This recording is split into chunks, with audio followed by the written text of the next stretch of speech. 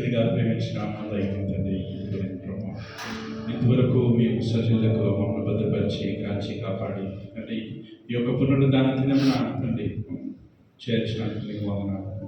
And ఇక్కడ చేర్చిన ప్రతి ఒక్కరిని మీ యొక్క బలమైన హస్తంతో తాకమని ప్రార్థన చేస్తున్నాము.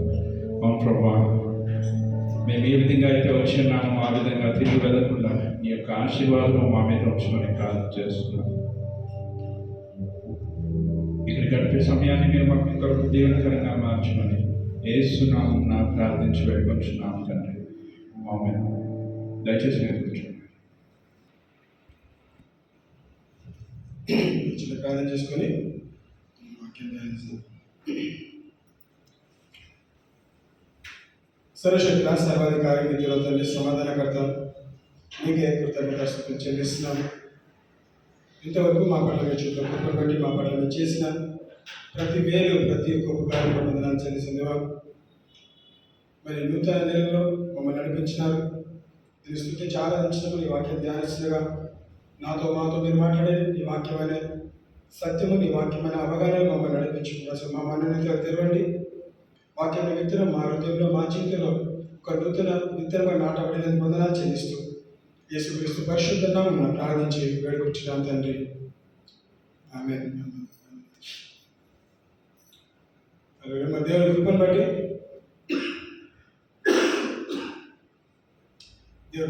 దేవుని కనికరం బట్టి దేవుడు మన ఆయుష్ పొడిగించినాడు. మరొకసారి మన గడిచిన 5 నెలలు దేవుడు మనల్ని కాపాడి భద్రపరిచి నూతన రోజు, నూతన వారము, ఇక నూతన నెల దేవుడు మనకు అనుగ్రహించినందుకు దేవునికి కృతజ్ఞతలు చెల్లిస్తున్నాం. ఆమేన్. సో 6 నెలలు అడుగుపెట్టినాము. మరి ఈ నెలని మనము అభివృద్ధి నెల, లేదంటే ఫలభరితమైన నెలగా మనం ప్రకటిస్తున్నాం. Month of fruitfulness. మరి ఈ జూన్ మంత్ మన సంఘాన్ని, వ్యక్తిగతంగా సంఘంగా దేవుడు మరి మనందరినీ కూడా ఫలభరితంగా చేయడానికి ఇష్టపడుతున్నాడు. సో దాన్ని బట్టి మనం ఈ నెలని ఫలభరితమైన నెల, మంత్ ఆఫ్ ఫ్రూట్ఫుల్నెస్ అనే మాట ప్రకటిస్తూ ఉన్నాం. సో దానికి సందర్భంగా మనం వాక్యం ధ్యానిస్తాం కొద్ది నిమిషాలు. బీ ఫ్రూట్ఫుల్ అనే అంశం తీసుకున్నాం. Be fruitful.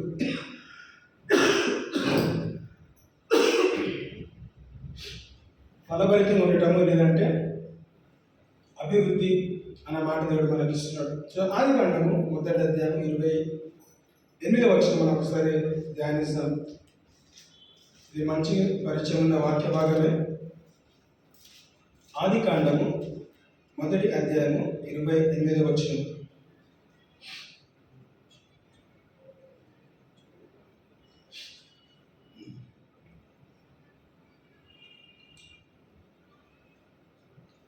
దేవుడు వారిని ఆశీర్వదించెను.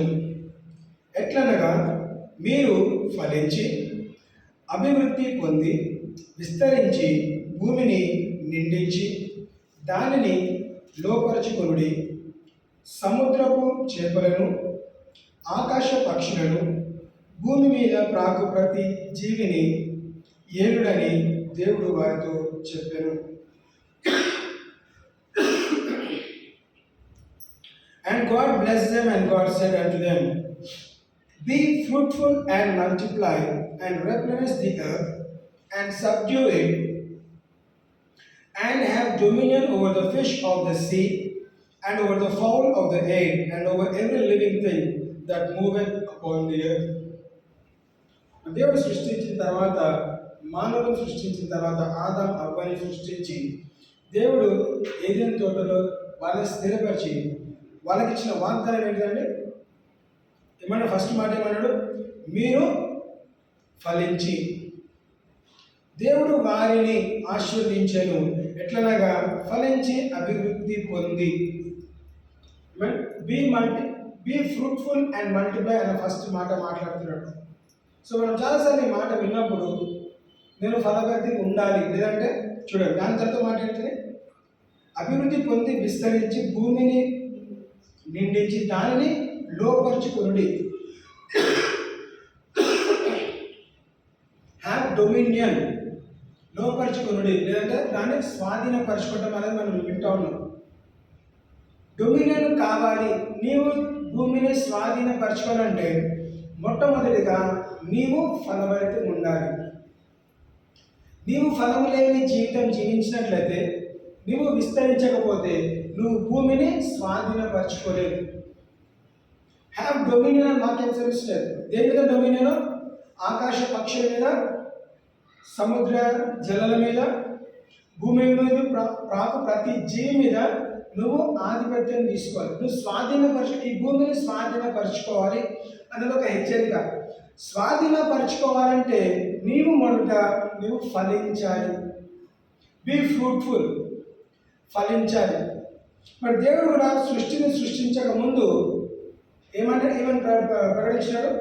భూమి నిరాకారం ఉండేను, చీకటితో కమ్మి ఉండేను. అప్పుడు ఏమన్నాడు? వెలుగు కమ్మన్నాడు. లెట్ దేర్ బి లైట్ అని వాక్యం సెలవిస్తుంది. అంటే వెలుగు లేదే నేను నెక్స్ట్ సృష్టిని సృష్టించలేను. సో అదేవిధంగా నేను స్వాధీనపరచుకోవాలి అంటే నేను మొట్టమొదటి స్టెప్ ఏంటిది? నేను ఫలించాలి. Be fruitful.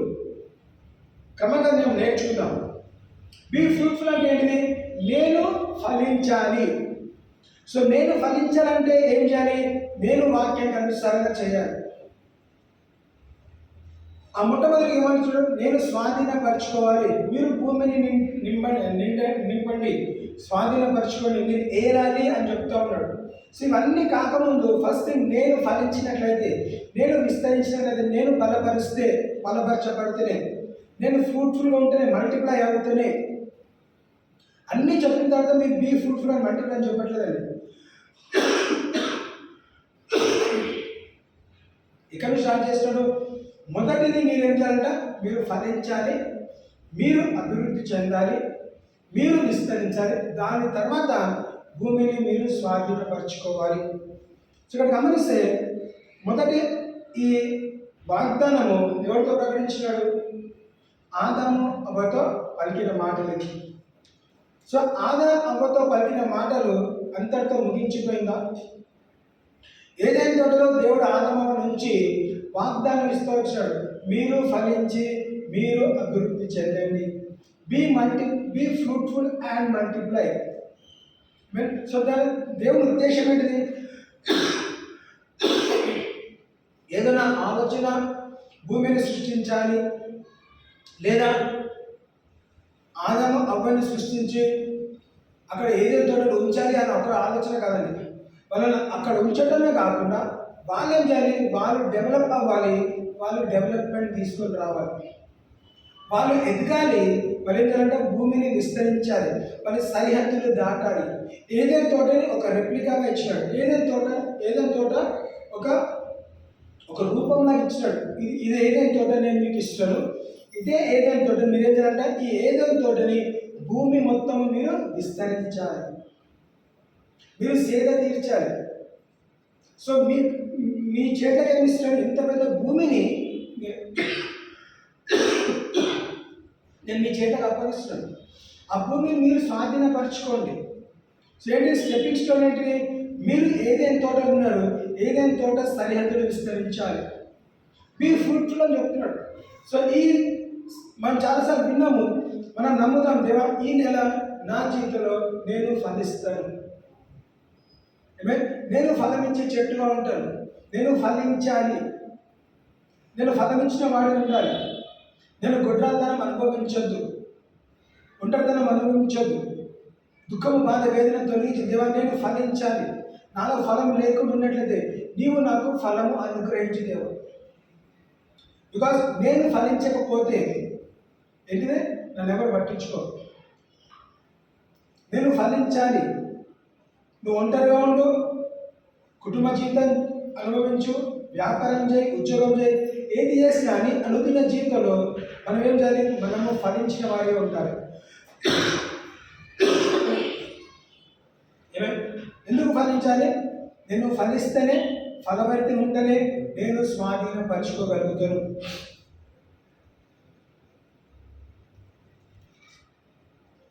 ఆదికాండము 9వ అధ్యాయము 1వ వచనం.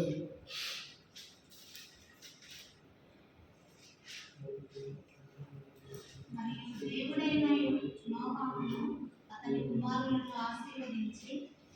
ఫలించి అభివృద్ధి పొంది భూమిని నింపి. చాలు. ఏమన్నాడు ఇక్కడ? ఎవరితో మాట్లాడుతున్నాడు? మొదట ఆదాము అవ్వతో మాట్లాడినాడు, మీరు ఫలించాలని. రెండవగా గమనిస్తే ఎవరితో మాట్లాడుతున్నాడు? నోవాతో మాట్లాడుతున్నాడు. సో ఆదాము కాలం నుంచి నోవా కాలం వరకు అనేక జనసమూహం వచ్చినది, అక్కడ పాపం విస్తరిస్తూ వచ్చినది. దేవుడు ఏం చేశాడు? పాపంని తొలగించడానికి మానవులందరూ నాశనం చేసిన తర్వాత మరొకసారి ఏం గుర్తు చేస్తున్నాడు?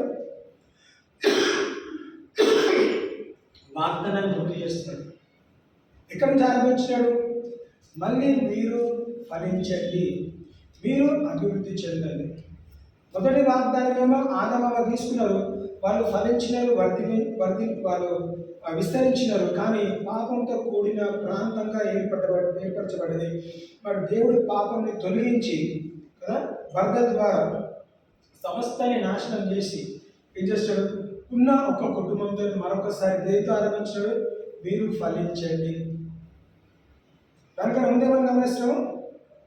భూమి మీద ఉన్న ప్రతిది కూడా నశించిపోయింది, ప్రతిది కూడా వరదల్లో కొట్టుకుపోయినది.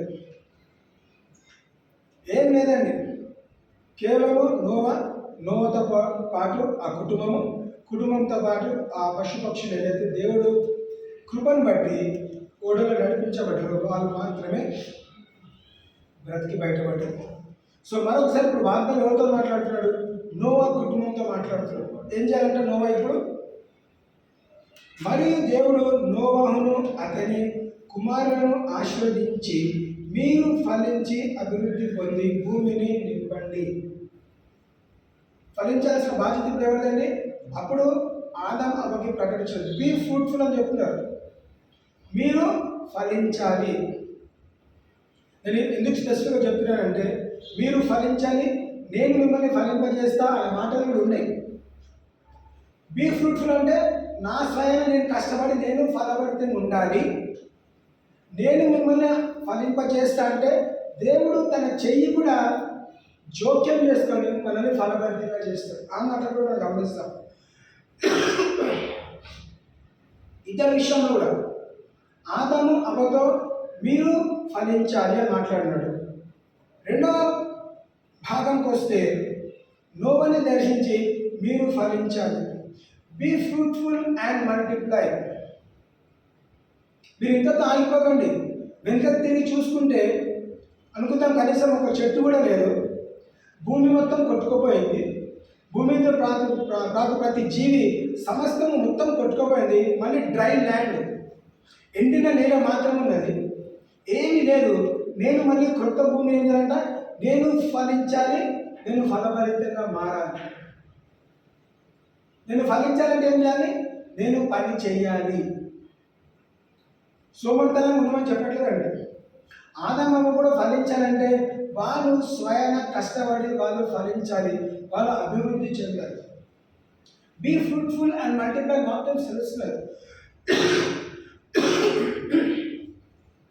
సో వాళ్ళు వాళ్ళ ప్రయత్నం చేసినారు, వాళ్ళు ఫలించినారు, విస్తరించినారు, పాపంతో నింపబడింది. కాబట్టి దేవుడు ఆ నోవా కన్నా ముందున్న కాలాన్ని దేవుడు నాశనం చేయాల్సిన పరిస్థితి. సో నోవాని బ్రతికించి నోవాతో అదే వాగ్దానము నోవాతో ప్రకటిస్తున్నాడు. అంటే ఏంటిది? వాక్యం సరిస్తాడు, భూమి ఆకాశము గతించినను, భూమి ఆకాశము గతించినను నా మాట గతించదు. ఏ మాట? వాగ్దానం అనే మాట. ఏ వాగ్దానము? బీ ఫ్రూట్ఫుల్ అనే వాగ్దానము గతించదు. ఆదాముతో ఆ సీజన్తో లేదంటే ఆ జనరేషన్తో అయిపోలేదండి, ఆ కాలంతో అయిపోలేదు ఆ వాగ్దానం. ఆదాముకి ఇచ్చినాడు, ఆ వాగ్దానం ముగించబడ్డదా? కాదు. మనుషులు చెట్లు పుట్టలు అన్నీ కొట్టుకుపోయి ఉండొచ్చు, కానీ వాగ్దానం నిలబడ్డారు. కాబట్టి ఎవరు గుర్తు చేసుకున్నాడు? దేవుడు గుర్తు చేసుకొని నోవా ఎందుకు నోవాతో మాట్లాడుతున్నాడు? నోవా నీతిమంతుడుగా కనబడ్డాడు కాబట్టి, దేవుని దృష్టిలో పర్ఫెక్ట్ ఉన్నాడు, నీతిమంతుడు ఉన్నాడు కాబట్టి నోవాని దర్శించి మళ్ళీ వాగ్దానం ఇచ్చి ఆయన కూడా అభివృద్ధి పొందాలి, నువ్వు కూడా విస్తరించాలి, నువ్వు ఫలించాలి. బీ ఫ్రూట్ఫుల్ అనే మాటను ధ్యానిస్తాం, బీ ఫ్రూట్ఫుల్ అనే అంశాన్ని ధ్యానిస్తాం. సో బీ ఫ్రూట్ఫుల్ అనేది you have to work towards your fruitfulness. దాంపత్య జీవితంలో మీరు ఫలించాలి అని చెప్పిన తర్వాత వాళ్ళు ఏంటిది కలిసి లేకపోతే లేదంటే కాపురం చేయకపోతే వాళ్ళు ఫలిస్తారా? ఫలించారు. ఇప్పుడు ఎవరి బాధ్యత అది? కలిసి మెలిసి ఉండి కాపురం చేస్తుంటూ అప్పుడు వాళ్ళు ఫలించబడతారు. సో అదేవిధంగా వాక్యం గమనిస్తే మనము ఫలించాలి అంటే మనము దేవునితో సహకరించాలి, అంటే వాక్యంతో సహకరించాలి. నేను ఎందుకు ఫలించట్లేదు అని గమనిస్తే ఒక ఉదాహరణ, మళ్ళీ కపుల్ ఎగ్జాంపుల్ తీసుకుంటాను. ఈ దాంపత్య జీవితంలో ఎందుకు మీరు ఫలభరితంగా ఉండట్లేదంటే అనుకుందాము, లేదు మేము కలవట్లేదని, మేము కలిసి ఉండట్లేదు, మేము విడివిడిగా ఉంటున్నాం.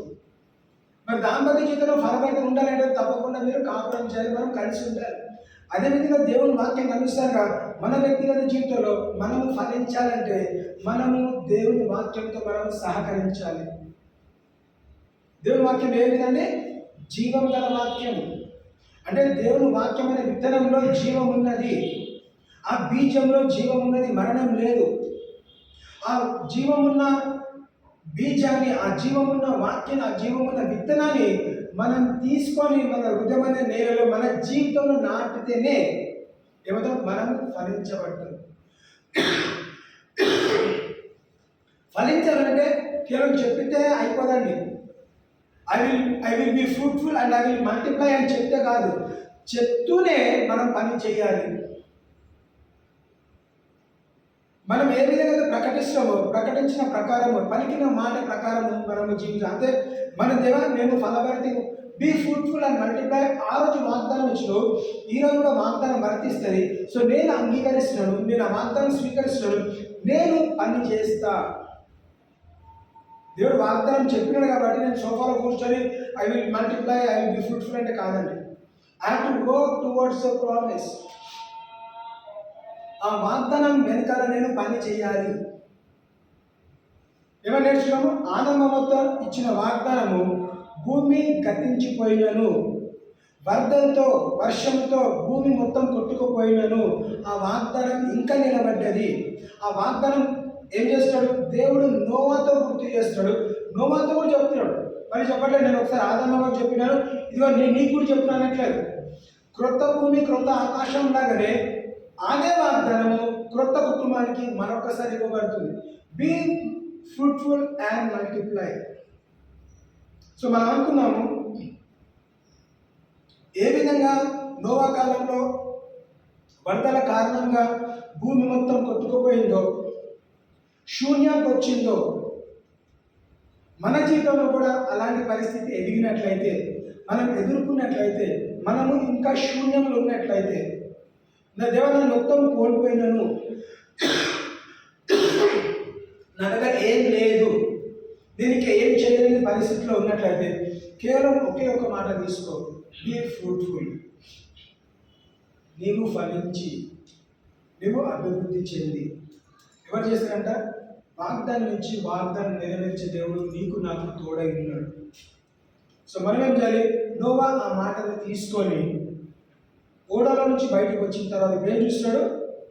నీటిని, బురదని, ఎండిని నేనే చూడట్లేదు, వాగ్దానం చూస్తూ వాగ్దానం కారణంగా వాగ్దానంతో పాటు ఏంటంటే క్రమక్రమంగా అంచెలంచెలుగా ఎదగటం మనము గమనిస్తున్నాం. He will multiply. He became fruitful. He multiplied. ఎందుకు? వాగ్దానం ఇచ్చి వాగ్దానం నెరవేరుస్తున్నాడు కాబట్టి. ఆదికాండం 17వ అధ్యాయము 6వ వచనం గమనించాలి. ఆదికాండము 17వ అధ్యాయము 6వ వచనం. నీకు అత్యధికంగా సంతానం వృద్ధి కలుగచేసి నీలో నుండి జనములు వచ్చినట్లు నియమించుదును, రాజులను నీలో నుండి వచ్చును.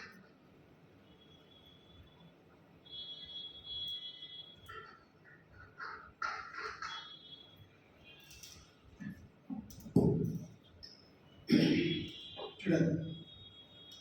And I will make thee exceedingly fruitful, and I will make nations of thee, and kings shall come out of thee. ఇంతకుముందు ఇద్దరితో మాట్లాడినాడు కదా, ఏమన్నాడు అక్కడ? ఐ విల్ మేక్ అన్నాడా? అనలేదండి. ఇక్కడ ఏమన్నాడు?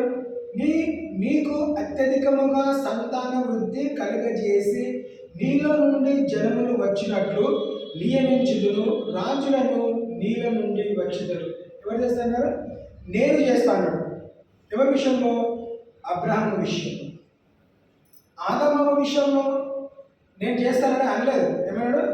మీరు ఫలించండి. నోవాను దర్శించమన్నాడు, నువ్వు ఫలించాలి అన్నాడు. ఎబ్రాహాముని దర్శించేమన్నాడు? ఎబ్రాహాము ఏమన్నాడు? నేను చేస్తా అంటున్నాడు. ఎందుకు? అబ్రాహాము అన్యుడు ఒకటి, అబ్రాహాము గుడ్రంతనం అనుభవిస్తున్నాడు, అబ్రాహాము వ్యక్తిగతంగా 75 సంవత్సరాల వయసులో కూడా, పశుత్వం 50 సంవత్సరాల వైవాహిక జీవితంలో కూడా ఏమి చూడని పరిస్థితిలో తనని ధైర్యపరిచి, బలపరిచి, దర్శించి, వాగ్దానం ఇచ్చి ఏమన్నాడు? నేను నిన్ను ఫలభరితంగా చేస్తా. ఇంగ్లీష్ అయితే I will make you exceedingly fruitful. వాళ్ళిద్దరితో ఏమన్నాడు? మీరు ఫలించాలి అన్నాడు. అబ్రహాం దగ్గరకు వచ్చేసరికి నేను నీతో సహకరిస్తా.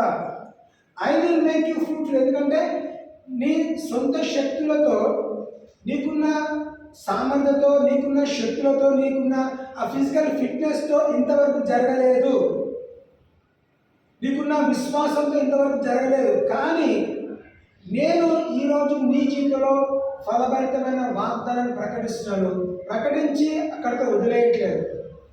ప్రకటిస్తా, నీతో కలిసి పనిచేస్తా. నీవు ఏమంటున్నాడు అక్కడ వాగ్దానం? What it will become? నీవు అత్యధికముగా సంతాన వృద్ధి కలగజేసి నీలో నుండి జనములు వచ్చినట్లు. అబ్రాహాము ఒక సంతానం కొరకు ఎదురు చూస్తున్నాడు. దేవుడు దర్శించి వాగ్దానం ఇచ్చుకున్నాడు, నీలో నుండి జనములు వచ్చినట్లు. I will make nations from you, I will make you father of many nations. ఏమన్నాడు? అంతవరకు నువ్వు ఫలించాలి, నువ్వు అభివృద్ధి చెందాలి. I will make you fruitful.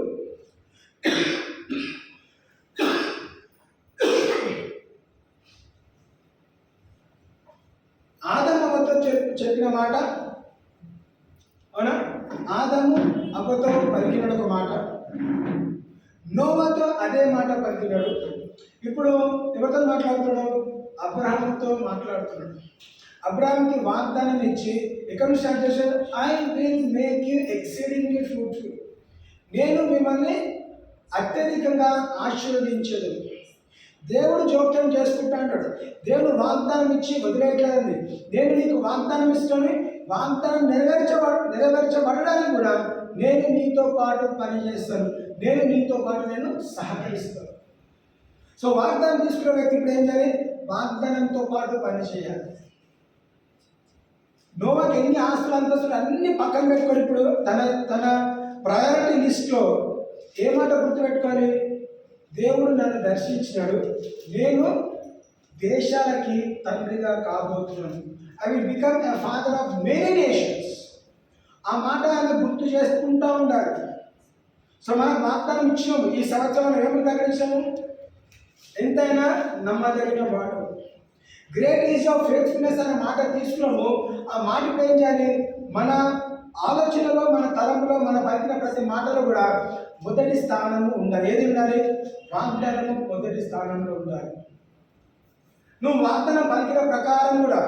So అబ్రాహాము దర్శించిన తర్వాత బహుశా అబ్రాహాము ఆ ఫస్ట్ ఎక్స్పీరియన్స్లో, ఆ మొదటి అనుభవంలో ఏం చేస్తాడు?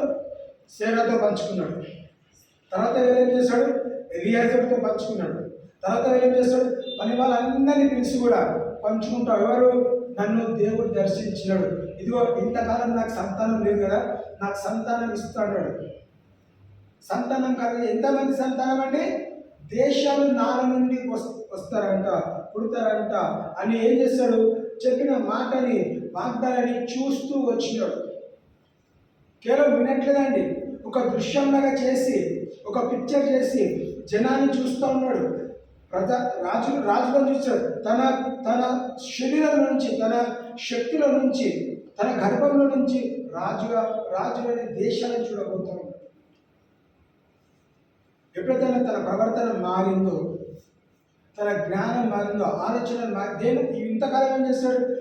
ఎప్పుడు చూసినా కానీ వాళ్ళ ఫ్యామిలీలో అన్ని పనులు చేసుకొని ఇంటికి వెళ్తే ఏం చూస్తాము? నువ్వు నేను ఇద్దరిలో ఉన్నాను, ఇంకెంతకాలం మనకు సంతానం లేదు, బహుశా ఇంక దాని గురించి మాట్లాడుతూ మానేసుకుంటారు. ఇంట్లో అన్నీ వదిలేసుకున్నారు. భూమి నీరాకారమైనంత తర్వాత కూడా దేవుడు నోవాను దర్శించి మీరు ఫలించాలన్నాడు. ఈరోజు అబ్రాహాంని దర్శించి నేను నిన్ను గొప్ప జనముగా చేయను, I will multiply you, I will make you exceedingly fruitful. So దేవుడు నిన్ను నన్ను ఫలింపజేయడానికే ఆశ కలిగి ఉన్నాడు. మనం గొడ్రాలతనం అనుభవించొద్దు. గొడ్రాలతనం అన్నప్పుడు కేవలం గర్భం గురించి మాట్లాడతారు. మన వ్యక్తిగత జీవితంలో మనకు అప్పగించిన ప్రతి పనిలో మనము ఫలించాలి. మన పిల్లల్ని మనం స్కూల్కి పంపిస్తామా? పంపిస్తాం కదా. ఏం ఎక్స్పెక్ట్ చేస్తాము? పాస్ అవ్వాలని. ఫెయిల్కి పాస్కి తేడా అంటే ఫెయిల్ అయితే ఫలించట్లేదు, పాస్ అయితే ఫలించినట్లు. ఏం ఫలించినట్లు? సంవత్సరం అంతా కష్టపడే దానికి ఫలం ఎప్పుడు చూస్తావు? ఎగ్జామ్ రాసిన తర్వాతనే. ఆ ఎగ్జామ్ రోజు డిసైడ్ అవుతాము నువ్వు ఫలించినవా లేదంటే ఫలించలేదా అని. సో దేవుని దృష్టిలో మనం ప్రతిరోజు కూడా ఒక ఎగ్జామ్లో వెళ్తున్నప్పుడు నేను ఫలించిననా లేదా అనేది ఎవరు ఎగ్జామిన్ చేయాలి? నన్ను నేను పరిశీలించుకోవాలి. నువ్వు నన్ను నేను చూసుకున్నట్లయితే దేవుడు నేను ఈ ప్రాంతంలో నేను ఇంకా ఫలించలేదు, ఈ ప్రాంతం ఇంకా ఫలించలేదు, ఈ ప్రాంతం ఇంకా ఫలించలేదు, దానికి ఏం చేయాలి? దాంట్లో నువ్వు పని చేయాలి. ప్రార్థన చేయి, పని చేయి, దేవుడు నీకు సహాయం చేస్తాడు. ప్రతి విషయంలో కూడా అండి. మనం ఫ్రూట్ఫుల్ అన్నప్పుడు కొన్నిసార్లు గర్భం గురించి మాట్లాడతాము, ఫ్రూట్ఫుల్ ఉన్నప్పుడు కొన్నిసార్లు మనం ఆర్థిక స్తోమత గురించి మాట్లాడుతున్నాం. అబ్రాహాం దగ్గర ఆర్థిక స్తోమత లేదా? ఆస్తులు ఉన్నాయి, అంతస్తులు ఉన్నాయి, తన దగ్గర పని వాళ్ళు ఉన్నారు, పని వాళ్ళకి సంతానం కూడా ఉన్నది. మరి యజమానిగా, ధనికుడిగా తన దగ్గర ఏంటి? సంతానం లేదు. తన ముఖంలో చిరునవ్వు ఉందా? లేదు. ఎందుకు లేదు? ఈ డబ్బు ఎవరు కావాలండి? నాకు సంతానం కావాలి. పెళ్లి కానంత కాలము ఏం కావాలి? డబ్బు కావాలి. పెళ్ళైన తర్వాత ఏం కావాలి? సంతానం కావాలి. అంటే దేవుడి ఉద్దేశం ఏంటి? క్రమక్రమంగా అంచెలంచెలుగా మెట్టుకు ఏం చేయాలంటే మీరు ఎదగాలి, మీరు ఫలించాలి. దేవుడి ఉద్దేశం 3 భాగాలుగా చూస్తున్నాం.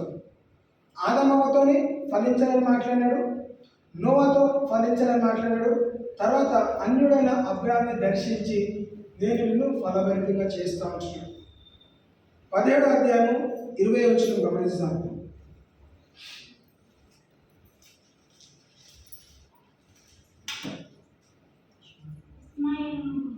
నీవు చేసిన మనని నేను వింటిని. ఇదిగో నేను అతనిని ఆశీర్వదించి అతనికి సంతానాలను చేసి అత్యధికంగా అతన్ని విస్తరింపచేశాను. అతడు 12 మంది రాజులను కను. చూడండి, దేవుడు ఎంత నమ్మదగిన వాడంటే మనకి తెలుసు కాబట్టి క్లియర్గా ఎక్స్ప్లెయిన్ చేస్తాడు. ఇష్మాయిల్ ఎవరు? మన భాషలో అయితే ఇల్లీగల్ సన్. అవునా? లీగల్ కాదు. లీగల్ అంటే భార్యతో కన్న వ్యక్తి కాదు. బహుశా సేరా చెప్పినందుకు మళ్ళీ వివాహం చేసుకుని సంతానం కనిండొచ్చు, కానీ దేవుని దృష్టిలో is not elected, rejected son లాగానే. ఏర్పరచుకున్న జనాంగంలో లేడు, ఏర్పరచుకున్న కుమారుడు కాదు, వాగ్దాన పుత్రుడు కూడా కాదు. కానీ దేవుడు ఏం చేస్తాడు? నమ్మదగిన వాడు. ఎంతమంది ఏమో చెప్పాడు? God is faithful. దేవుడు నమ్మదగిన వాడు కాబట్టి ఇస్మాయిల్ని విసర్జించిన అంటే ఇస్మాయిల్ ప్రామిస్ చైల్డ్ కాకపోయినా, వాగ్దాన పుత్రుడు కాకపోయినను అబ్రాహాంను బట్టి అబ్రాహాం ద్వారా సంతానం కలిగింది కాబట్టి ఏం చేస్తాడు? నమ్మదగిన వాడు ఏం చేస్తాడంట? ఇష్మాయిల్తో కూడా ఏమని మాట్లాడుతున్నాడు? As for Ishmael, I have heard thee, behold, I have blessed him, and I will make him fruitful. Hallelujah. ఇప్పుడు ఇష్మాయిల్ పిలిచి బీ ఫ్రూట్ఫుల్ అని చెప్పట్లేదు. అబ్రాహాముతో ఏమన్నాడు? నువ్వు ప్రార్థన చేసినావు, మీ కుమారుని కూడా నేను ఆశీర్వదించిన, నేను ఆయనని అభివృద్ధి చేస్తా, నేను ఆయనని ఫలింపజేస్తా, నేను నిన్ను విడవను, నీ కుమారుని కూడా విడవను. లీగలా ఇల్లీగలా సెకండరీ. నీ ద్వారా సంతానం ఏదైతే కలిగిందో ప్రతి సంతానాన్ని ఆశీర్వదించే బాధ్యత నాది. ఆమేన్. వాగ్దానం ఇచ్చి వాగ్దానం నెరవేర్చేది. గాలి మాటలు కాదండి. వాగ్దానం చేస్తే వాగ్దానం నెరవేరుస్తాడు. మాట చెప్తే మాట మీద నిలబడే దేవుడు కాబట్టి ఏం చేస్తాడు? ఇష్మాయిల్ విసరించబడిన, ఇష్మాయిల్ ఏర్పరచుకోకపోయినా, ఇష్మాయిల్ అకస్మాత్తుగా పుట్టిన, అనుకోకుండా పుట్టిన కానీ దేవుడు ఏం చేస్తాడు? నమ్మదగిన వాడు కాబట్టి ఇష్మాయిల్ని కూడా ఏమన్నాడు?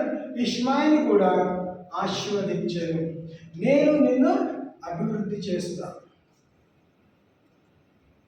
ఒకసారి అనుకుందాము, అబ్రాహాంకి ఇష్మాయిల్ కన్న తర్వాత, ఇష్మాయిల్ పుట్టిన తర్వాత ఇష్మాయిల్ ఇంట్లో నుంచి వెళ్ళగొట్టమన్నప్పుడు ఒకసారి ఎంతగానో దుఃఖపడి బాధ వేదన పడిండొచ్చు. మరి సేర కారణంగా మరి ఆ హాగార్ని కుమారుని బయటకు పంపించేస్తున్నారు. కానీ అబ్రాహాంలో మనసు, తన హృదయంలో ఎవరి గురించి కొట్టుకుంటుంది? కుమారుడు గురించి కొట్టుకుంటారు. అయ్యో నా కుమారుడు, ఈ వృద్ధాపంలో నేను ఒక సంతానం కలిగినాను, ఆ సంతానం నేను ఎత్తుకొని పెంచలేకపోతున్నాను అన్న బాధ వేదనతోని మరి నన్ను వాగ్దానం ఇచ్చినావు కదా, ఆ వాగ్దానం నాకు వర్తిస్తుంది. నా కుమారుడు స్థితిగతి ఏంటిది? వాడిని ఎవరు పోషిస్తారు? నువ్వు నా దగ్గర పెంచట్లేదు. వాళ్ళ ఇద్దరు ఎడారులు ఉన్నారు, వేరే దేశానికి వెళ్ళిపోయినారు, నేను పెంచలేకపోతున్నాను, నేను ఎత్తుకొని ముద్దాడలేకపోతున్నాను, నేను వాళ్ళని చూసుకోలేకపోతే నా ఆస్తి అంతా ఏం పంచిపెట్టలేకపోతున్నాను. మరి ఎవరు చూసుకుంటారు? ఎవరు పట్టించుకుంటారు? అబ్రాహాము, నువ్వు చింతించదు. మీతో చెప్పిన మాట నీ కొడుకు కూడా వర్తిస్తుంది. నీకేమని చెప్పాను? I will make you fruitful. అదే మాట ఇష్మాయిల్తో చెప్పారు. ఏమన్నాడు అక్కడ ఇష్మాయిల్తో కూడా? ఇష్మాయిలు, నీ గూర్చి నీవు చేసిన మనవి నేను వింటిని, ఇదిగో నేను అతనిని ఆశీర్వదించి అతనికి సంతానాభివృద్ధి కలగజేసి అత్యధికముగా అతని విస్తరింప చేసేదను, అతడు 12 మంది రాజులను కనును, అతనిని గొప్ప జనముగా చేసేది. 12 మంది రాజులు అంటే 12 రాజ్యాలు కావాలండి. ఒక రాజుకు ఒక రాజ్యం అయితే 12 రాజ్యాలు ఇష్మాయిల్ సంతానం కలిగి ఉంటాడు. ఇంకేమన్నాడు? గొప్ప జనముగా చేసేదను.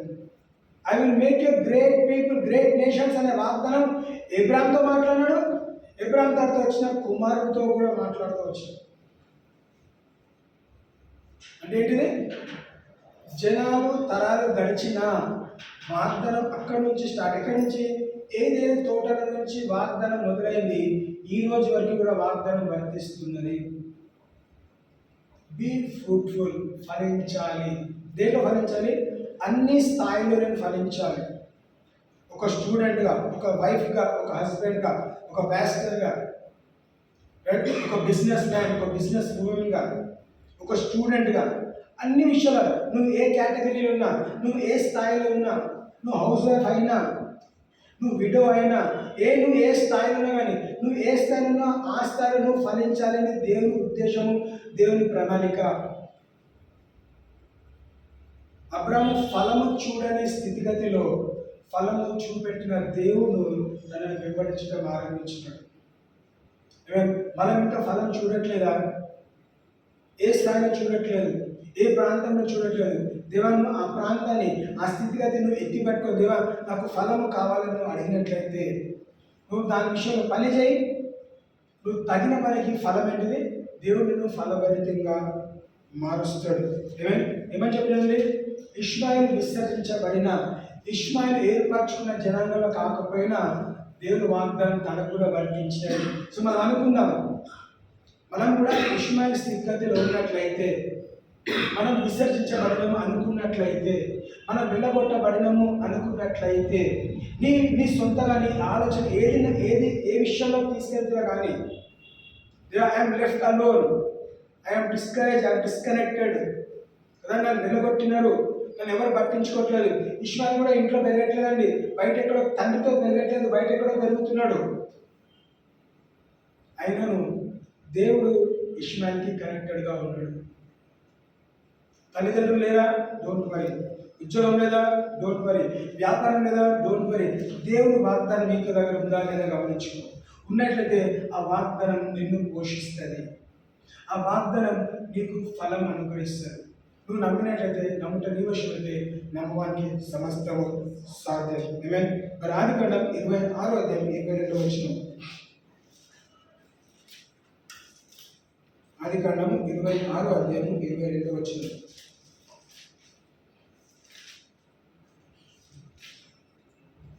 అతడు అక్కడి నుండి వెళ్ళి మరి యొక్క వారిని శ్రమించును. దాని విషయమై వారు జగడమాడలేదు కనుక అతడు ఇప్పుడు ఎక్కువ మనకు ఎడమ కనుక చేసి ఉన్నాడు కనుక ఈ దేశమంతా అభివృద్ధి పొందుదమనుకొని దానికి రెహోబోతు అను పేరు పెట్టారు. ఇప్పుడు ఎవరితో మాట్లాడుతున్నాడండి? ఇస్సాకుతో మాట్లాడుతున్నాడు. సో ఇప్పుడు ఇస్సాకు ఏమన్నాడు? And he remove from thence and dig another well and for that they strove not and he call the name of it Reuben and he said, for now the Lord hath made room for us and we shall be fruitful in the land. ఇస్సాకు గురించి ఏం మాట్లాడుకుంటాము? అదే సంవత్సరం విత్తనం నాటి అదే సంవత్సరం నూరంతల ఫలితము ఆయన చూడగలిగాడు. ఆయన ఎదుగుదల ఒక దేశం తట్టుకోలేదు కాబట్టి ఇస్సాకుని ఆ దేశం నుంచి వెళ్ళగొట్టడం మనం గమనించాం. వెళ్ళగొట్టిన పరిస్థితిలో ఆయన వెళ్తుండగా బావిని తవ్వి పరిస్థితిలో ఎక్కడైనా బావి తవ్వితే నీళ్ళు వస్తే శత్రువు వచ్చి గొడవపడుతున్నారు, సరే పూడుస్తున్నారు. సరే ఇంకొక కొత్త ప్రాంతానికి వెళ్తున్నారు, బావి తవ్వుతున్నారు, నీళ్ళు వస్తే బ్రతుకుతాం అనుకుంటే శత్రువు వచ్చి గొడవపడుతున్నారు. ఎక్కడి దాకా వచ్చినారు? ఒక ప్రాంతానికి వచ్చినారు, అక్కడ ప్రాంతంలో గొడవ ఆగిపోయింది. రెహోబోతు అన్న పేరు పెట్టారు. సో అక్కడ ఇంగ్లీష్లో గమనిస్తే God made a room for us అంటే దేవుడు మనకు ఒక ద్వారము తెరిచెను. ఏం ద్వారము? ఫలించే ద్వారం తెరిచెను. God made a room for us, so now we will multiply, now we will be fruitful. అందుకే ఇక్కడ ఇస్సాకు ఏమని మాట్లాడుతున్నాడు? And we shall be fruitful in the land. దేవుడు మనకి ఏం చేస్తాడు? స్థలం అనుగ్రహించాడు, ద్వారం తెరిచాను. ఇంతకాలం ఏంటిది? నేను బావి తవ్వుతున్నాను, శత్రువు వచ్చి బావి పూర్తి చేస్తున్నాడు, ద్వారం మూయబడ్డది. అనేక బావిలు తవ్వుతున్నారు, అనేక బావిలు మూయబడ్డాయి. కానీ ఈ బావి తవ్విన తర్వాత ఎవరు వచ్చినారు? ఎవ్వరు శత్రువు రాలేదు. దేవుడు జోక్యం చేసుకొని ఆ శత్రువుని వెలగొట్టి రెహోబోతు అనే పేరు పెట్టి ఇప్పుడు ఇస్సాకు ఏమని ప్రకటిస్తున్నాడు? నేను ఈ ప్రాంతంలో ఈ స్థలంలో నేను ఫలింపజేస్తాను, నేను ఫలభరితంగా మార్చవచ్చు. ఎందుకు? దేవుని వాగ్దానం ఎక్కడ స్టార్ట్ అయిందండి? అబ్రాహాం నుంచి ఇష్మాయిల్కి వచ్చింది, ఇష్మాయిల్ తర్వాత ఇస్సాకు కూడా వచ్చింది. అంచెలంచెలుగా మెట్టుకు మెట్టు ఏమవుతుందంటే తరాలు గడిచిన ఎక్కడ ఆదాము అవ్వ, ఎక్కడ ఇస్సాకు.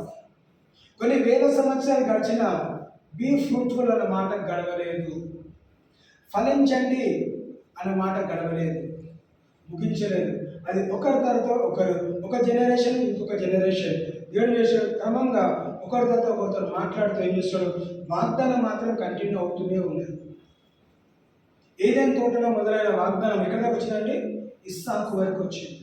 Be fruitful. He said, now I will be fruitful in the land. ఎందుకు? శత్రువులను దేవుడు వెళ్ళగొట్టినాడు కనుక. 28వ అధ్యాయం 3వ వచనం.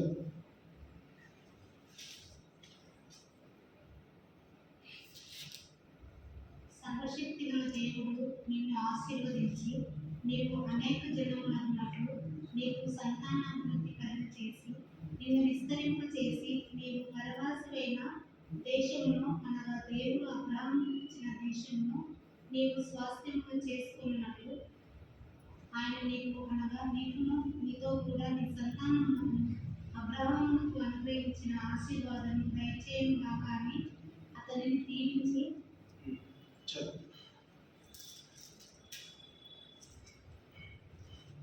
నుంచి యాకోబుని పంపించాలి.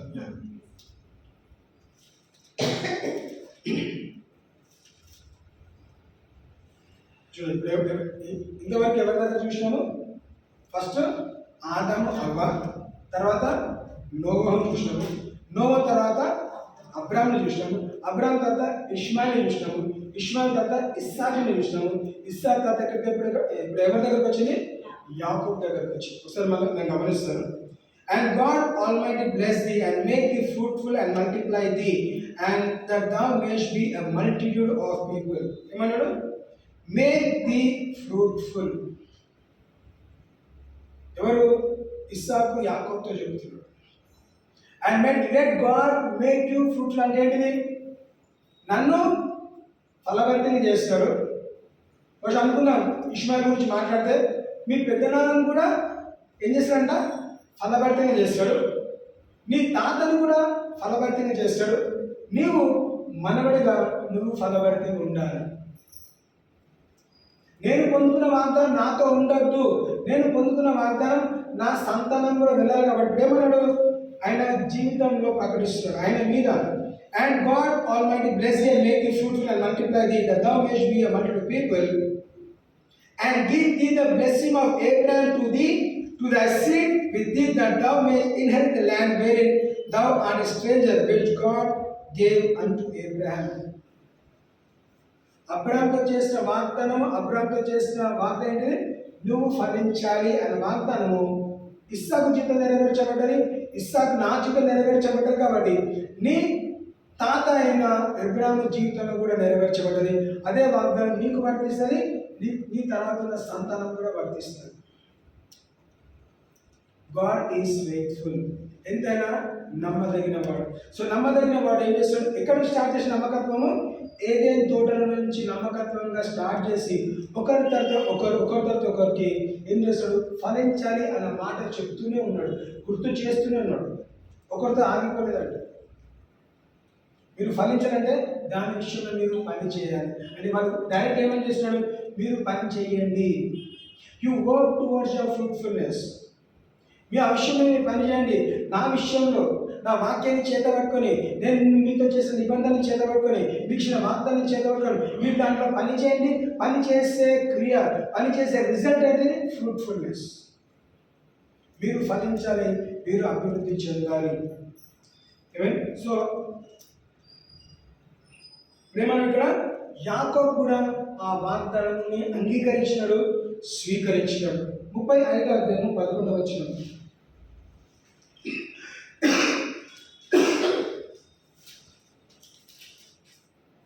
ఆదికాండము 35వ అధ్యాయం 11వ వచనం.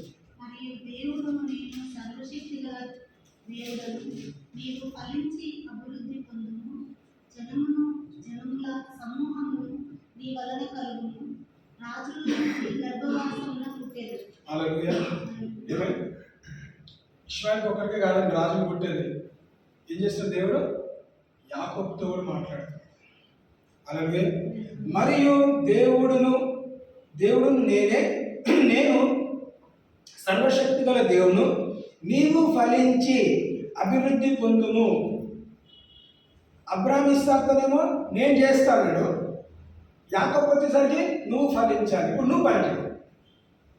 మీ నాన్న జీవితంలో, మీ తాత జీవితంలో నేను పని చేసిన. ఇప్పుడు నేనేం చేస్తాను? నీకు ఒక అసైన్మెంట్ ఇస్తున్నాను, నువ్వు ఫలించాలి. నువ్వు ఆ విషయంలో పని చేయి. ఆల్రెడీ నాన్న నీ విషయంలో ప్రవచించినాడు, వాగ్దానం విడుదల చేస్తున్నాడు. నేను కూడా నీకు గుర్తు చేస్తున్నా, కన్ఫర్మ్ చేస్తున్నా. మీ నాన్న చెప్పింది, నేను చెప్పింది ఒకటే. ఇప్పుడు ఏం చేయాలంటావు? నువ్వు ఫలించాలి. ఫలించడం ఏ విధంగా ఫలించాలి? నీవు ఫలించి అభివృద్ధి పొందుము, జనములు సమూహమును నీ వలన కలుగును, రాజులను నీ గర్భమున పుట్టెదరు. హల్లెలూయా. ఏర్పరచుకొని వ్యక్తికి అదే మాట చెప్తున్నాడు, ఏర్పరచుకున్న వ్యక్తి కూడా దేవుడు అదే మాట చెప్తున్నాడు. ఒక మాట వింటాగా, God is no respecter of persons అంటే. బాబు దేవుని దృష్టిలో ఇష్మాయిల్ని ఏర్పరచుకోలేదు, లేదా దేవుడు ఏర్పరచుకోలేదు కాబట్టి నేను తనని క్షమిస్తాను చెప్పట్లేదు, తనని కూడా ఆశీర్వదిస్తాను.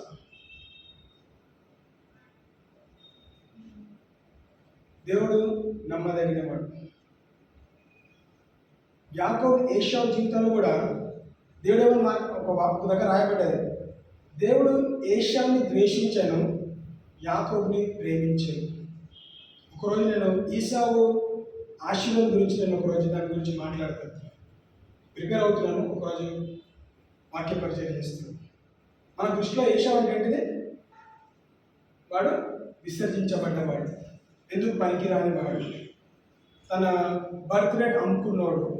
మనం నెగిటివ్గా చూస్తాం, అయినను దేవుని దృష్టిలో తన ఆశీర్వించబడ్డాడు. అదొక సపరేట్ అంశం. అంటే ఏంటిది? ఇక్కడ దేవుని దృష్టిలో ప్రతి ఒక్కరిని కూడా ఆశీర్వదించే ఉద్దేశం ఉన్నది, ద్వేషించే ఉద్దేశం లేదు. దేవుని రాజ్యానికి వెళ్ళే ఉద్దేశం ఉంది, నరకానికి వెళ్ళే ఉద్దేశం ఎవరికి లేదు, దేవునికి లేదు. నిన్ను నన్ను సృష్టించినట్లయితే తన సృష్టి యావత్తు తనని ఆరాధించాలి, తనని సేవించాలి అన్న ఆశతను చేస్తాడు. నరకం ఏమని వాక్యం రాబడ్డది, the hell is created for the enemy or the devil. సాతాను కొరకే, అపవాది కొరకే అగ్ని గుండము తయారు చేయబడ్డాడు. దేవుని ప్రజల కొరకు, దేవుని సృష్టి కొరకు కాదు. దేవుని సృష్టి ఏమనుభవించాలి? ఫలించాలి, అభివృద్ధి చెందాలి. నశించిపోవడం దేవుని ఉద్దేశం కాదు. అందుకే వాక్యం ఏం రాయబడ్డది? నశించిపోయిన వారిని వెతికి రక్షించుకోవడానికి మనిషి కుమారుడుగా వచ్చాడు. నువ్వు నశించిపోకపోతే నీ గురించి రాలేదు, నువ్వు నశించిపోయినవా నీ గురించి వచ్చినాడు. నువ్వు ఫలించట్లేదా నీ గురించి వచ్చినాడు. నువ్వు అభివృద్ధి చెందట్లేదా నీ గురించి వచ్చినాడు. ఎబ్రాహాంని దర్శించి తన దగ్గర ఏది లేదో అది ఇస్తాను, ఉన్నది ఇస్తా అని చెప్పట్లేదు. నేను ఇంకా ధనికుడు చేస్తా, ఇంకా ఆస్తులంతా చెల్లిస్తా, ఇంకా ఒంటలు గొర్రెలు అన్ని ఇస్తా అని చెప్పట్లేదు. తన దగ్గర ఏమి లేదో దేవుడు గ్రహించినవాడు కాబట్టి అబ్రాహాం ప్రార్థన చేస్తాడా? నువ్వు నిజంగా దేవుడు అయితే నాకు సంతానం అడగలేదు. కొంచెం అబ్రాహాం ఆ వేరే దేవుళ్ళు కూడా ప్రార్థన చేయడం మానేసి ఉంటాడు. వీళ్ళతో ఎవరితో కాదురాబోయేది. ఆ దేవుడు దర్శించి తను ఏర్పాటు చేసుకొని వాగ్దానం ప్రకటించాడు. సో ఎవరి దగ్గర చూసినాము? ఆదామవ్వ, నోవహు, అబ్రాము, ఇష్మాయిల్, ఇస్సాకు, యాకోబు. ఇంకా కంటిన్యూ అవుతుందా? అక్కడ తాగిపోయిందా? కొద్ది నిమిషాలు మనం గమనిస్తాం.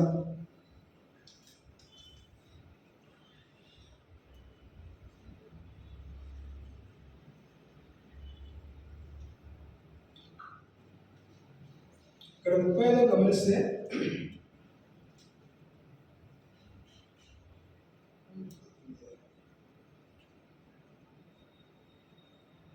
ఇక్కడ ఇంకొక మాట గమనిస్తే 11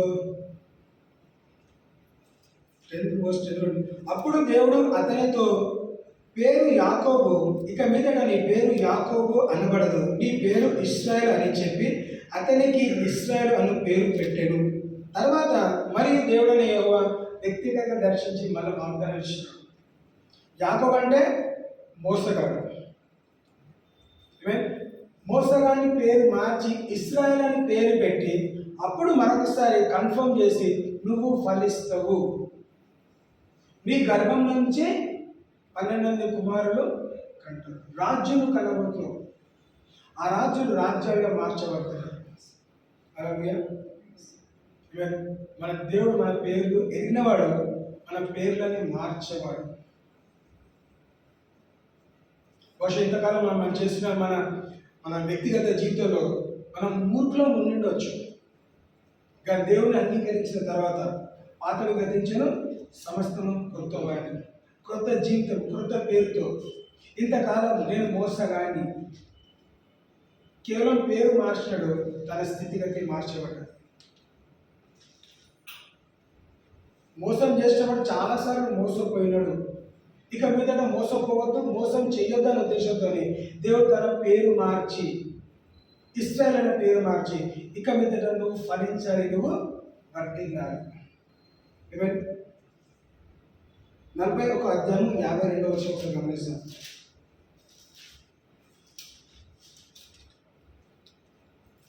ఇంకా 5 నిమిషాలే.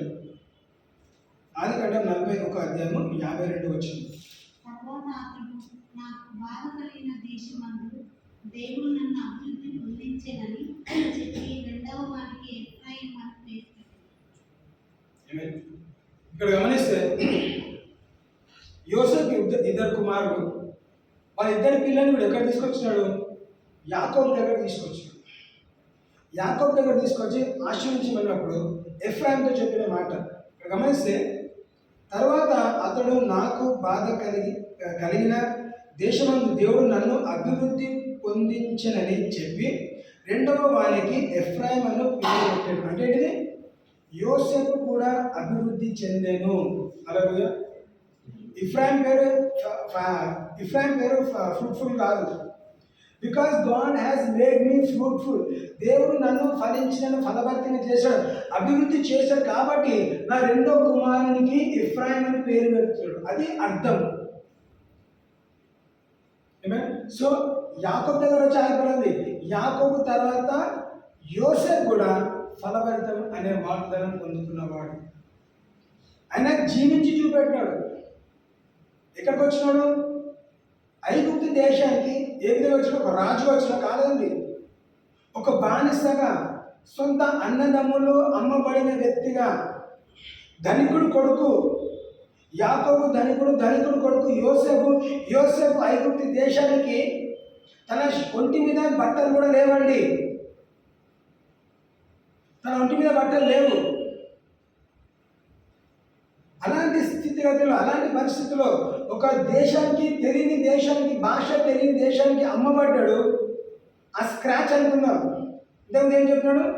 భూమి మొత్తం కొట్టుకోపోయింది, నోవా ఒక్కడే ఉన్నాడు, అక్కడ ఏం వెజిటేబుల్స్ చెట్లు ఏం లేవండి అని మళ్ళీ పండించుకోవాలి.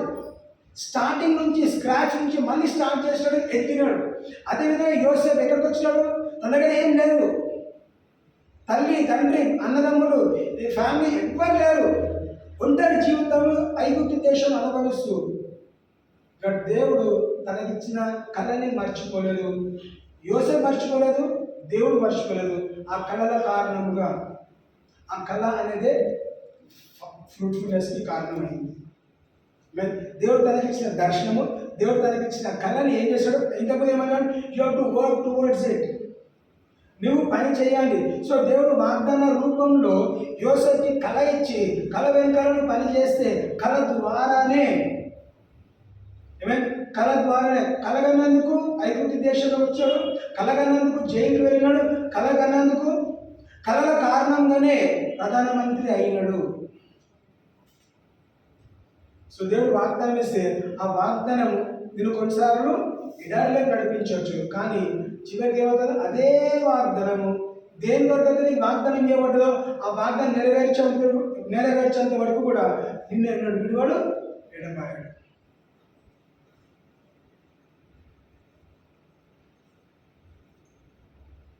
ఎందుకు? ఎంతైనా నమ్మదగిన వాడు. సో యోసేపుతో ముగించిందా? 49:22 గమనిస్తాను.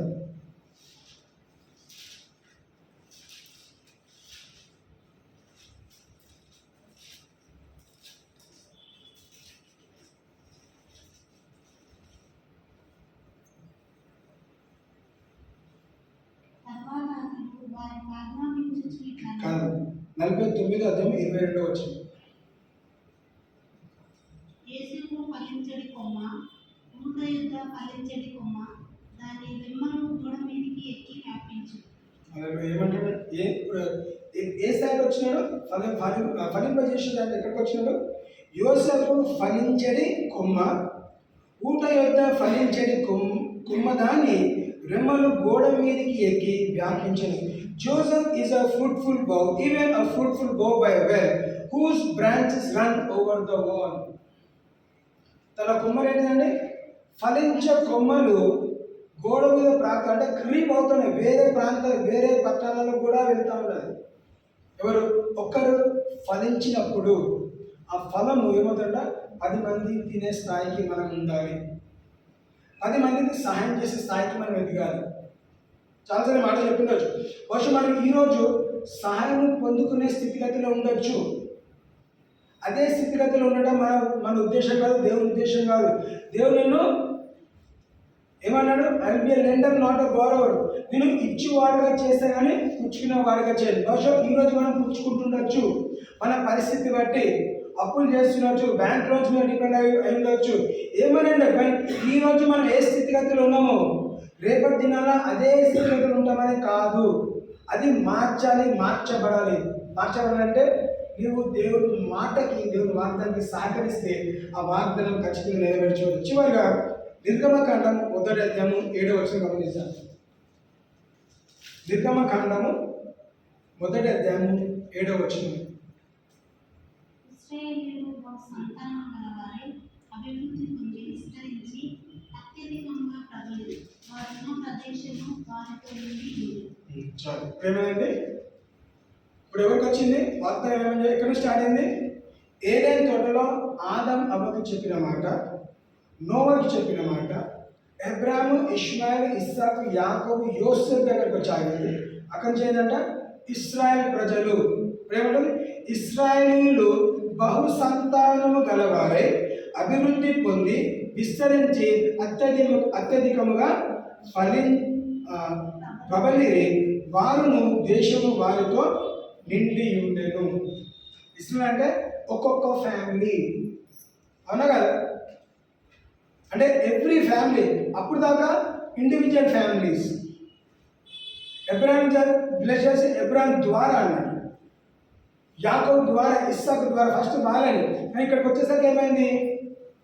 ఇశ్రాయేల్ ప్రజలు వ్యక్తిగతంగా వాళ్ళు ఫలించెను. సో మనం కూడా ఈరోజు ఇన్ని వేల సంవత్సరాల తర్వాత కూడా మనకు దేనికి కనెక్ట్ అయినాము? అబ్రాహాము సంతానంగా పిలువబడుతున్నాము. ఏమైనా అబ్రాహాం సంతానంగా పిలువబడితే ఇశ్రాయేల్ ఎవరు? అబ్రాహాము సంతానము. అబ్రాహాం సంతానం ఏంటంటే వాళ్ళు కూడా క్రమక్రమంగా అంచెలో ప్రతి ఒక్కరు కూడా ఫలించెను, అభివృద్ధి పొందెను, వాళ్ళు బహుజనముగా మార్చబడను. సో మనము కూడా వ్యక్తిగతంగా నేను కూడా ఫలిస్తా, నేను కూడా అభివృద్ధి పొందుతాను, నేను కూడా దేవుని వాగ్దానం నా జీవితం నెరవేర్చబడటము నేను చూస్తాను. నా తర్వాత నా సంతానం కూడా. నువ్వు ఫలించకపోతే నీ సంతానం ఫలించదు. సో నీ సంతానం ఫలించాలంటే నీవు దేవునితో కనెక్ట్ అయి ఉండాలి. దేవుడు వాగ్దానం చేత వాగ్దానం ఇచ్చి వాగ్దానం నెరవేర్చేవాడు. కాబట్టి యోసేపు జీవితం, యోసేపు ఏ విధంగా చెప్పబడ్డాడు? He's a fruitful dove. Fruitful dove అని చెప్తున్నప్పుడు ఆ ప్రామిస్ యోసేపు దేవా నేను కూడా నా పేరు పెట్టుకొని, అండ్ జోసెఫ్ వాస్ ఫ్రూట్ఫుల్, నేను కూడా చెప్పగలను, అండ్ జాన్ వాస్ ఫ్రూట్ఫుల్. అన్ని ఏరియాస్లో ఉండాలండి, ఒకే ప్రాంతంలో కాదు, ఒకే మార్గంలో కాదు. నలుదిక్కులు అంటే నలుదిక్కులుగా నేను ఫలించాలి. నీ ఆస్తులు, అంతస్తులు, జ్ఞానము, విద్య, వ్యాపారము, పరిచయం అన్నిట్లో కూడా నువ్వు రాసుకున్న ప్రతి దాంట్లో కూడా ఫలము చూడాలి. ఏదైనా ఒక దాంట్లో చూడకపోతే గ్రాఫ్ తెలుసు కదా మనకి, హైలో ఉంటుంది. కానీ దేవుని దృష్టిలో గ్రాఫ్ అనేది ఫ్రూట్ఫుల్నెస్ అనే గ్రాఫ్ అన్నీ ఈక్వల్గా ఉంటాయి. ఏదైనా కొరత ఉందా? దేవుడు దాన్ని లేపడానికి ఇష్టపడుతున్నాడు. అబ్రాహాం జీవితంలో ఏం కొరత ఉండే? గుడ్రాంతనం ఉంది. సంతానం లేని కొరతను ఎక్కడ తీసుకొచ్చాడు? అదే స్టాండర్డ్కి తీసుకొచ్చాడు. సొలొమోను దగ్గర ఏం లేదు? జ్ఞానం లేదు. జ్ఞానం అనే ఆ కొలత ఎక్కడ తీసుకొచ్చాడు? ఈక్వల్గా తీసుకొస్తూ వచ్చాడు. దావీదు గొర్రెలు కాపరి కొన్నాడు. రాజుగా రావాలంటే ఆ రాజు స్థాయికి హెచ్చించినాడు. సో దేవుడు మనల్ని కూడా హెచ్చించి మనం ఇంకా మొక్కలుగా ఉండొచ్చు. దేవుని దృష్టిలో, నీ దృష్టిలో ఇంకా నువ్వు మొక్కగా ఉండొచ్చు, కానీ దేవుడు నేను ఫలమిచ్చే వృక్షంగా చేయబోతున్నాడు. నేను ఎప్పుడు చేస్తాను? నేను చెప్పినందుకు కాదు, నేను ఫలమిచ్చే వృక్షంగా నేను మార్చబడాలంటే నేను కూడా వాక్యానికి అనుసారంగానే జీవించాలి. మీరు వాక్యానికి అనుసారంగా జీవించాలి. అబ్రాహాం కానీ, ఇస్సాకు కానీ, యాకోబు కానీ, ఇష్మాయిల్ కానీ, మనం చదివిన ప్రతి ఒక్కరు కూడా వాక్యానికి అనుసారం ఉన్నప్పుడే వాళ్ళు ఫలం చూస్తారు, లేదా వాళ్ళు కొట్టివేయబడ్డారు. ఫలం ఏమైనా చెట్టు అయితే పడుతుంది, తోటమాలి ఏం చేయాలంట? నరికి వేయాలి. మరి యేసు కృప కలిగిన వాడు మంచి తోటమాలి కాబట్టి నా విషయంలో, మన విషయంలో కొట్టివేయబడకుండా ఇంకొక అవకాశం ఇష్టమని జూన్ 1 మనకు అనుకూలించి, ఎందుకు? నువ్వు ఇంకా ఫలించాలి, ఫలిస్తావు అన్న ఆశతో నిన్ను నీ జీవితం, మన జీవితం దేవుడు ఎక్స్టెండ్ చేస్తున్నాడు. దానికి కృతజ్ఞత చెల్లిస్తూ, దేవా నేను ఫలించాలి. ఏదైనా తోటలో వాగ్దానం ఆగిపోలేదు. ఇన్ని సంవత్సరాలు, ఇన్ని వేల సంవత్సరాలు అయినను ఫలించే మాట నా జీవితం నెరవేర్చబడడానికి ఈరోజు నాకు గుర్తు చేసినందుకు నీకు కృతజ్ఞతలు. అన్ని విషయాలలో మనము వర్ధిల్లాలి, మనము ఫలం ఇచ్చిన వారిగా ఉంటాం. హల్లెలూయా. సో ఎబ్రహాం సంతానంగా ఎబ్రహాంతో చేసిన ప్రతి వాక్యము వాగ్దానం మన వ్యక్తిగత జీవితంలో కూడా మన జీవితంలో నెరవేర్చబడుతుంది. నెరవేర్చబడకపోతే దేవుడు తప్పు కాదు, మనల్ని మనము పరిశీలించుకోవాలి. హల్లెలూయా. దేవుడు కొద్ది మాటలు దీవించును గాక.